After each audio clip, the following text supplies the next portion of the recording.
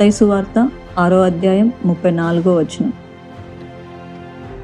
రేపటిని గూర్చి చింతింపకుడి, రేపటి దినము దాని సంగతులను గూర్చి చింతించును. ఏనాటి కీడు ఆ నాటికి చాలును.